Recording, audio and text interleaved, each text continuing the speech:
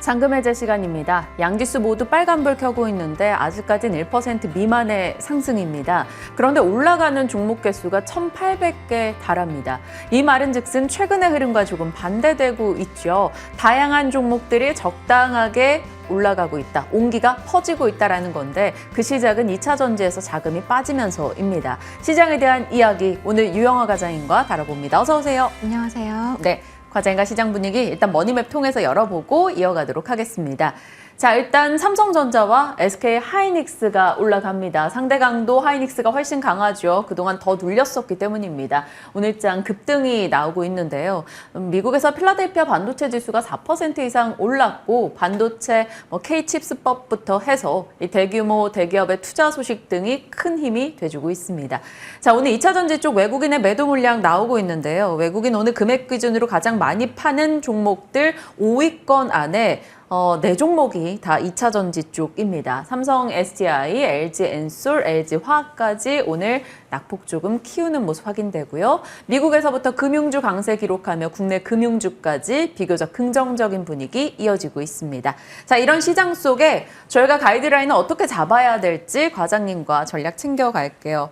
과장님, 시장에 대한 판단을 어떻게 하고 계시는지 궁금하고 사실 저희가 앞으로 시장을 볼 때 뭘 좀 가이드라인으로 삼아야 될지 알아야 될 것 같아요. 네, 이번 주도 그렇지만 계속해서 은행 이슈들이 불거지고 있잖아요. 네.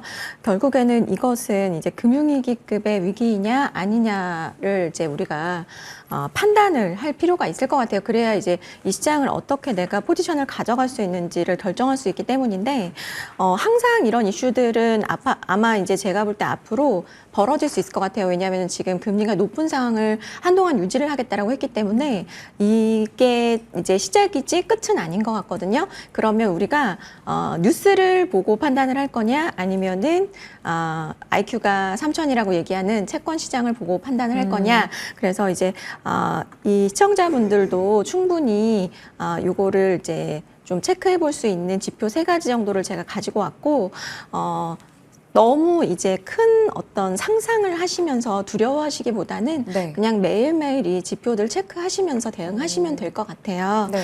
네. 일단은 우리가 이게 이제 어떤 금융위기인지 아니면 지나갈 이슈인지에 대해서 판단을 하기 위해서 방법이라는 게 필요하죠. 나만의 기준이 필요한데, 일단은 체크할 지표, 첫 번째로는 계속 말씀드리는 하이힐드 스프레드입니다.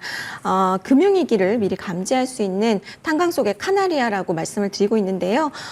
요게 최근에 이제 많이 올라갔다가 보통 저는 이제 1차 경고는 4.5 이상을 얘기를 하고요. 네. 근데 4.5 이상 이미 이제 SVB 사태가 터졌을 때 튀어 올랐죠. 그 다음에 크레딧 스위스까지 터지니까 5.2%까지 치솟았다가 네, 오늘 새벽 4.93으로 내려왔어요.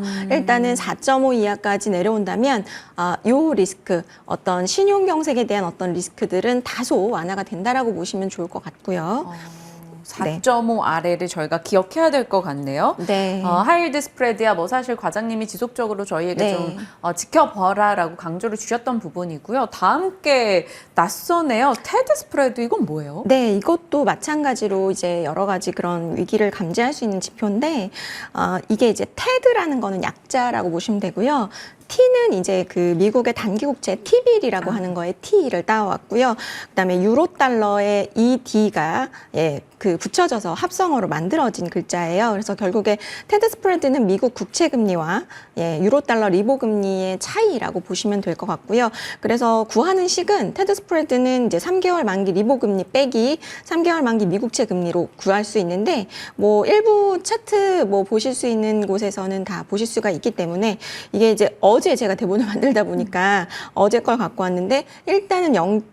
지금 2 이상으로 올라오긴 했으나 이건 0.5 이상까지 튀지 않는다면 이것도 그렇게 크게 문제가 되진 않는다. 그러니까 지금 현재 신문에서는 굉장히 크게 떠들고 있지만 실제로 어떤 단기 자금 그런 경색이 일어나고 있진 않다. 네. 이렇게 보시면 될 것 같아요. 그래서 마지막으로는 이제 리보 금리인데요. 네, 이제 리보 금리는 런던 금융시장에서 참여하는 이제 주요 은행들의 단기 자금 조달을 할 수 있는 금리라고 보시면 될 것 같아요. 그러니까 결국에는 이거는 어떻게 보시냐면 여기 지금 하루짜리가 있고요. 그다음에 한 1개월, 3개월, 6개월, 12개월 있죠.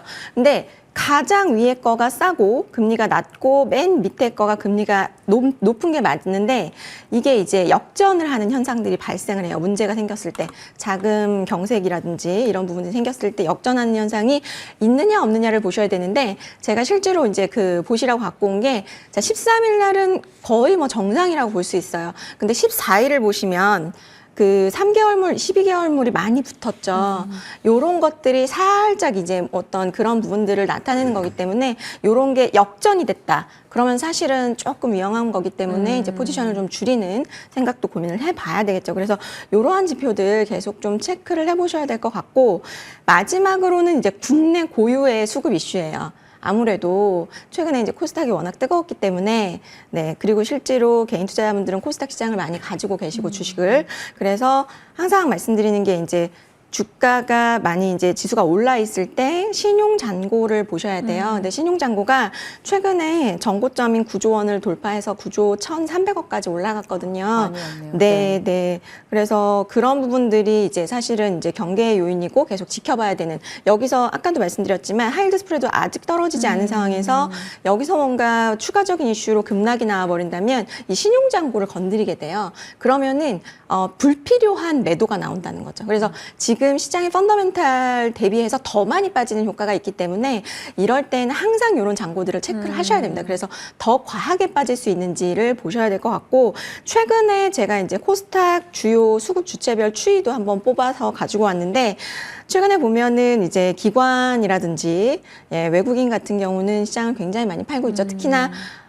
이게 이제 아무래도 2차 전지의 영향이 상당히 큽니다. 그쵸. 예, 2월 중순부터는 기관이나 외국인들이 2차 전지에 대해서 차익 실현을 많이 나서고 있고, 걱정되는 것 하나는 이제 그 2차 전지가 이제 약간 슈팅을 하기 시작한, 또 본격적으로 좀 많이 슈팅하기 시작한 쪽에서 개인분들의 매수세가 굉장히 예, 지금 보면은 급격하게 늘어났다라는 부분이 네, 그 부분이 저는 약간 좀 우려스러운 부분이고 아까도 말씀드렸지만 신용잔고 결국에는 개인분들이 쓰시는 거기 때문에 그쪽에서의 어떤 하락이 있을 때 매물출에 이제 그런 부분들도 좀 체크를 해보셔야 되겠죠. 신용잔고 비율 이 모든 것이 올라가면서 작년에 이제 가을경에 네. 9월 달에 좀 크게 네. 빠졌던 시기와 유사 수준까지 왔기 때문에 만약에 하락이 나온다면 그 하락이 매도를 또 부르는 반대 매매 상황에 대해서 우리가 계속 염두에 둬야 될 겁니다. 수급적으로 좀 지켜볼 포인트에 대해서 좀 주의하자 말씀해 주신 거고요.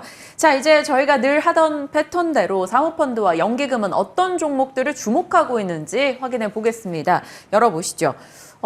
KH 바텍도 들어가 있고 TCC 스틸도 들어가 있고 인탑스 오늘 급등이죠. 네. 삼성전기, 뭐 상호하이텍, 화신 약간 자동차 쪽이 꽤 많이 묻어 있고 네. 로봇이 들어가 있는 것 같아요. 여기 지금 보시면은 그동안의 2차 전지들은 뭐 소재라든지 이런 쪽이 많이 보였을 텐데 지금은 뭔가 이제 그 2차 전지의 변두리에 있는 약간 주변주들이 들어와 있다는 걸 네. 보이실 거예요. 그러니까 아마도 지수 벤치마크를 해야 되는 기관 입장에서는 지금 소재주 많이 올랐기 때문에 그걸 살 수는 없고 결국에는 그 2차 전지 주변주들을 사서 벤치마크를 좀 따라가는 흐름들을 좀 보였다라고 보시면 될 것 같아요. 그래서 뭐 성화이텍이나 화신, 그 배터리 팩하는 세방전지 그래서 3사 같은 경우는 지금 배터리 팩을 하는 회사라고 보시면 되는데 최근에 이제 화신이 증설 발표를 했어요. 근데 그 증설 발표를 명확하게 얘기를 했죠. 배터리 팩에 대한 부분이 수요가 많아질 것 같아서 증설을 한다라고 했기 때문에 그 공시 이후에 이제 기관들의 수급이 이어지고 있다고 보시면 좋을 것 같고 결국 이제 그 화신의 어떤 증설 발표를 이제 토대로 해서 결국에 배터리 팩에 대한 어떤 전체 큐가 성장을 하고 있구나 이런 생각들을 하면서 매수를 했다라고 보시면 될 것 같아요. 아마 제가 볼 때는 이제 결국 제가 볼 때 소재주에 대한 대안으로 좀 매수를 많이 하지 않았나 싶고요. 지금 오늘 좀 2차 전지가 좀 빠지면서 그 수급의 흐름이 저는 반도체 쪽으로 좀 이동하고 있다라는 생각이 많이 들고 네. 있거든요. 왜냐면은 SK하이닉스가 최근에 정말 빠질 대로 많이 빠졌기 때문에 네, 차트상으로도 거의 이제 바닥권을 다지고 있는 그런 상황인 것 같은데 보면은 KNJ를 가장 좀 많이 샀어요, 사모펀드가. 많이 올라와 있던 상황에서도 많이 샀기 때문에 좀 주목을 해보셔야 될 것 같은데, 이 회사는 제가 이제 아마 추천을 드리기도 했었을 거예요. 네. 식 포커스링 쪽 그쵸? 맞습니다. 예, 실리콘 카바이드 포커스 링을 하는 회사고 이제 사실 이 회사의 이런 이 분야의 강자는 TCK가 이제 강자로 돼 있는데 이제 투자 아이디어는 이제 TCK가 하고 있는 영역을 그러니까 점유율을 조금씩 예, 가져오는 그래서 뭐 여전히 TCK가 점유는 뭐 절대적으로 많은데 네. 그 부분에 대해서 이제 삼성향이라든지 SK 하이닉스 향이라든지 이런 쪽을 조금씩 가져오면서 사실 이제 이 회사는 이제 막 성장하기 시작한 회사이기 때문에 아무래도 업사이드를 봤을 때 상대적으로 좀 높을 수 있다라고 볼 수 있고 왜냐하면 이 회사는 본업이 이 포커스링이 아니었어요. 그렇기 때문에 원래 본업보다 ASP가 높은 마진율이 높은 이 포커스링의 매출 비중이 이제 상승을 하다 보니까 그 부분을 이제 주가에 강하게 반영을 하고 있다라고 보시면 될 것 같고요. 이거는 이제 그 애칭 공정에 사용되는 이제 소모품이라고 보시면 되는데 이 미세화가 진행될수록 사실 애칭 공정 중요성이 상당히 높아지고 있습니다. 그렇기 때문에 앞으로도 중요도는 계속 높아질 수 있을 것 같고요.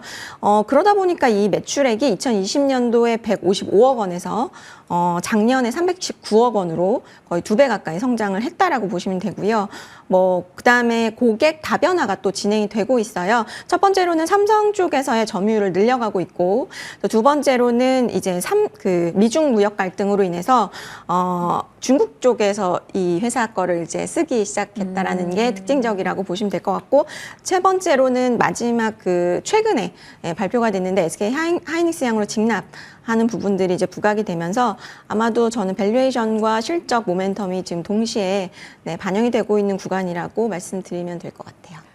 KNJ 많이 올라왔음에도 불구하고 수급적인 모멘텀이 있었던 그 이유에 대해서 살펴주셨는데 말씀 듣다 보니까 오늘 또 반도체 쪽 강하고 하니까 괜히 마음이 동하는 종목이기도 하네요. 네. KNJ 흐름 지켜보겠습니다. 자, 이제 오늘 과장님의 종목 열어보겠습니다. 잔금 해제 종목 어제 미리 좀 선정을 해서 저희한테 네, 전달해 네, 주셨는데 로보티즈 4월 로봇 배송의 규제가 풀린다라는 포인트로 자꾸 들어갈게요. 좀 아쉽네요. 어제 주셨는데 오늘 지금 15% 올라가지고. 그래요? 15%가 올랐나? 네, 이게 가격 설정하시기 조금 오늘 힘드시겠어요. 네, 일단 저는 근데 한마디로 좀 한 발 더 남은 것 같아서 많이 올랐지만 한 발 더 남은 것 같아서 이제 시청자분들께 소개를 드리려고 했는데 이제는 로봇주도 다 같은 로봇주는 아닌 것 같아요. 그래서 이렇게 분야별로 지금 뭐 얘기 나오는 뉴로메카나 레인보우 로보틱스 같은 경우 협동 로봇이잖아요. 네. 저는 오히려 협동 로봇은 가격 반영이 많이 됐으니 차라리 뭐 물류라든지 다른 쪽을 조금 보시는 것을 말씀드리고 싶어서 갖고 나왔는데 네. 일단은 그래도 4월까지 모멘텀 있으니까 한번 공부를 해보도록 하겠습니다. 지금 사실 로봇도 일정의 아이콘이에요. 정말 네. 많은 일정들을 두고 있는 상황이고 뭐 그 일정을 지나오기도 했습니다만 정부 정책 모멘텀이 아직 꽤 남아 있잖아요. 네, 일단 3월 2일 날 발표된 정책 발표로 인해서 그때 이제 로보티즈가 상한가를 갔는데요. 그 이후에도 아직 한 발 남았다고 말씀드렸던 게 어떤 그 로봇 관련된 정책이 4월에 발표될 것으로 예고를 했기 때문에 사실 로봇주는 아직 끝난 게 아니라고 저는 생각을 하고 있고요. 그래서 4월에는 로봇 관련 정책에 좀 주목을 해보십사 말씀드리고 싶은 거고 뭐 로봇은 제가 꾸준히 말씀드렸지만 뭐 글로벌 인구의 구조적 문제, 그 다음에 어떤 그 제조업의 효율성 문제 이런 부분에 있어서의 그 인력을 대체하는 솔루션으로 지금 계속 떠오르고 있기 때문에 이건 테마가 아닙니다. 테마가 아니라는 것을 명확하게 인식하셔야 이 섹터를 내가 트레이딩을 할 수 있다라고 생각을 하는데요. 제가 볼 때는 일단은 국내 수혜주를 찾기 위해서는 국내 정책이 어떻게 방향을 가리키고 있는지를 포커싱해서 보셔야 될 것 같아요. 네. 현재 정부에서 가장 주목해야 할 정책 모멘텀은 12대 국가 전략 기술이라는 게 있습니다. 거기 보시면 이미 작년에 대부분의 정책들이 발표가 되었어요. 그런 것들은 이제 주가에 반영이 되었기 때문에 네. 차치하고 이 주목해야 될 부분이 두 가지가 있는데 하나가 이제 첨단 로봇 분야와 AI 분야입니다.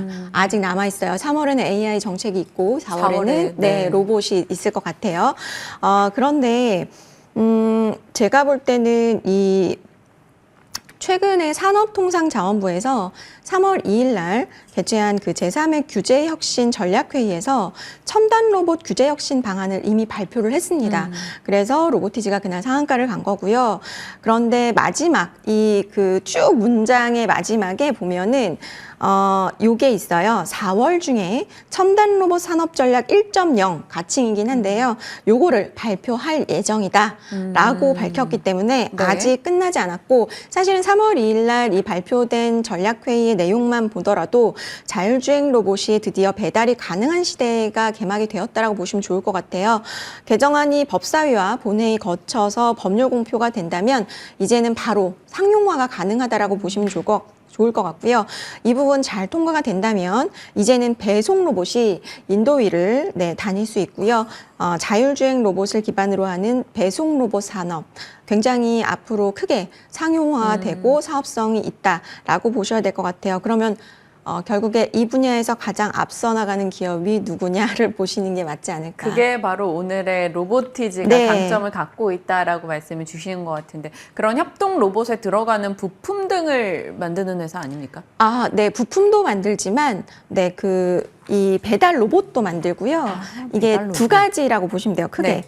제가 일자라는 개미들이라고 얘기하는데, 일개미가 있고 집개미가 있어요. 로봇 이름인데, 집개미는 이 실내 안에서 엘리베이터를 타고 스스로 이동하고, 뭐, 호텔 보시면 이렇게 왜, 하우스키핑 전화하면 우리 물건 수건 가져다 같은 거 갖다 주시고 네. 하시잖아요. 그때 이 로봇이 또 요즘은 담당을 하기도 하잖아요. 그런 부분의 역할을 좀 한다라고 보시면 되고, 두 번째로 이제 일개미 같은 경우는 실외에서 배송 로봇을 할 수 있는 그 기술력을 이미 가지고 있는 기업인데, 사실은 이제 이 기업은 감속기나 제어기 같은 사실 부품이 주력이에요. 네, 부품이 주력이고, 주요 제품은 이제 다이나믹 셀, 이걸 이제 액추에이터의 이름을 다이나믹 셀이라고 붙인 거거든요.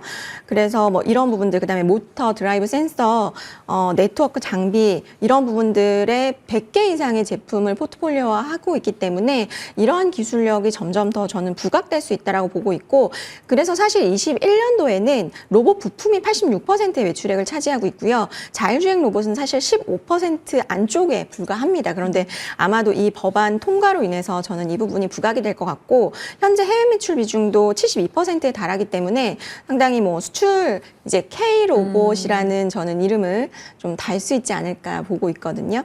LG 같은 경우는 뭐 클로이봇 해가지고 네. T봇부터 해서 바리스타봇 이렇게 시리즈로 내고 네, 있었고, 네. 로보티즈 같은 경우는 이름이 집개미, 일개미였군요. 귀엽죠. 네. 뭔가 좀 더 와닿는 주식 투자다 보니까 네, 네. 그런 느낌인 것 같아요. 그럼 투자 포인트 크게 좀 잡아주세요. 예, 말씀드렸던 이제 실외 자율주행 로봇, 요게 이제 규제 샌드박스 통해서 실증 특례를 받은 기업이기 때문에 아마도 이번 법안의 가장 큰 수혜주가 될 수 있다라고 생각을 하고 있고요. 뭐 사실 자율주행 이라든지 장애물 회피, 이런 기술 개발 같은 것들이 이미 완료가 되어 있는 상황이기 때문에 가장 좀 상용화가 빨리 될 수 있을 것 같고요. 이 회사가 정조준하고 있는 시장은 라스트 마일 시장이라고 보시면 될 것 같아요. 그러니까 결국에 이커머스 시장 쪽에서의 배송 니즈가 상당히 높거든요. 인력을 대체하는 부분. 그렇기 때문에 저는 고객사가 그 니즈가 높은 것은 이 회사에게는 당연히 기회가 될 수 있다라고 볼 수 있을 것 같고요. 그 다음에 이제 두 번째로 아까 말씀드렸던 액추에이터예요. 네. 지금 관련주들 아주 뭐 어디 인수된다 뭐 하면서 난리잖아요. 근데 로보티즈가 이런 액추에이터 사업하고 있다라는 거는 별로 부각이 안 된 것 같아요. 아직 반영이 저는 안 됐다라고 보고 있고, 두 가지 큰 모멘텀이 있는 기업으로서는 아직 좀 저평가이지 않을까. 최근에 많이 올랐긴 한데, 네, 뭐 좀 눌림목 나오면 관심 가져보시는 기회로 삼으시면 좋을 것 같습니다. 네. 충격적인 건 어제 저희한테 대본을 주실 때 목표 주가가 42,000원이었거든요. 네. 지금 44,000원대 위로 올라가고 있습니다. 그렇기 때문에 눌림목이 나올 경우에 관심을 갖자, 네, 이렇게 네. 정리를 해야 될 것 같네요. 예, 그렇습니다. 일단 근데 네. 저는 4월에 그 정책 발표 기대 한번 해보셔도 좋지 않을까. 그러면 보유하고 계신 분들이라면 그냥 끌고 아유, 가시면 그럼요. 홀딩 하셔야죠. 네, 알겠습니다. 오늘 시장에 대한 분위기와 그리고 수급의 방향, 또 유의해야 될, 지켜봐야 될 지표들, 또 로보티즈에 대한 이야기까지 같이 나눠봤습니다. 오늘 이 시간 유영어 과장님께서 채워주셨네요. 말씀 고맙습니다. 감사합니다.